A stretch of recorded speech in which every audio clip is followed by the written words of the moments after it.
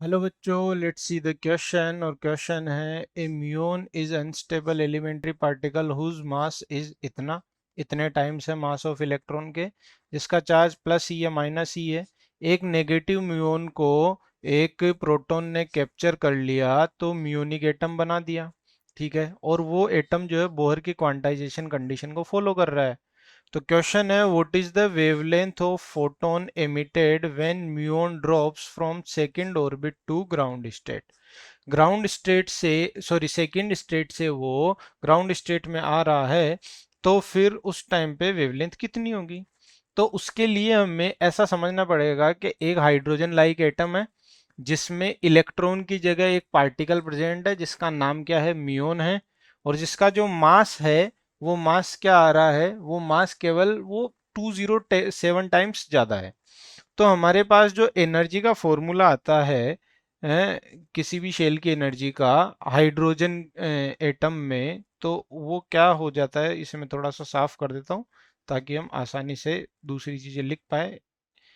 हम्म तो जब भी हम बात करेंगे कि हाइड्रोजन एटम की बात कर रहे हैं, बोहर की क्वांटाइजेशन कंडीशन को अगर वो फॉलो कर रहा है, तो अकॉर्डिंग टू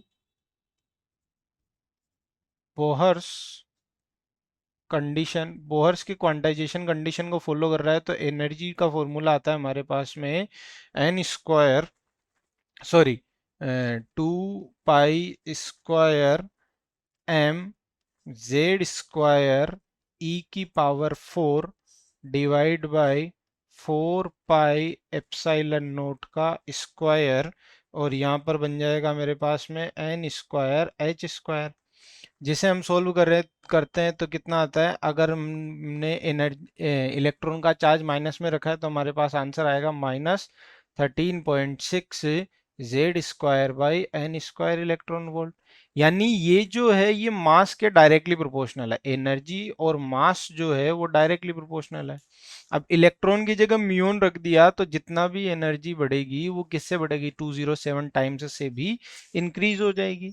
तो अगर मैं म्यूनिक एटम के लिए बात करूंगा, 1/लेमडा हाइड्रो, ये बोहर के लिए क्या बनता है हमारे पास में, 1/लेमडा is equals to R Z square divide by, sorry, multiplied by 1/n1 square minus 1/n2 square. अब मुझे पता है कि यहाँ पे म्यूनिक एटम के लिए भी जेड कितना है, फॉर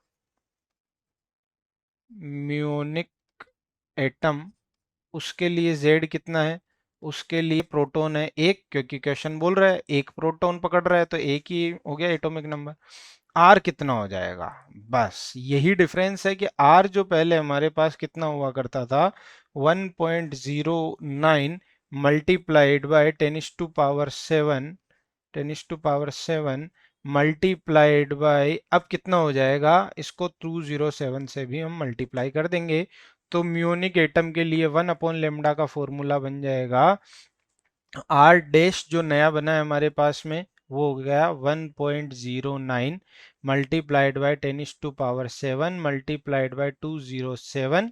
और z तो 1 है तो जेड स्क्वायर भी 1 हो गया, और आ गया मेरे पास 1/n1 स्क्वायर। ग्राउंड स्टेट में आ रहा है यानी 1, माइनस आ कहाँ से रहा है, वो सेकेंड स्टेट से आ रहा है, यानी n2 की वैल्यू हो गई 2, और n2 का स्क्वायर कितना हो जाएगा, 4 हो जाएगा।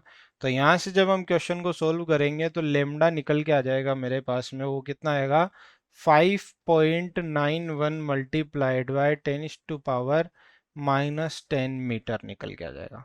कौन सा ऑप्शन करेक्ट दिख रहा है, सी ऑप्शन करेक्ट है। I hope you understood it very well, best of luck.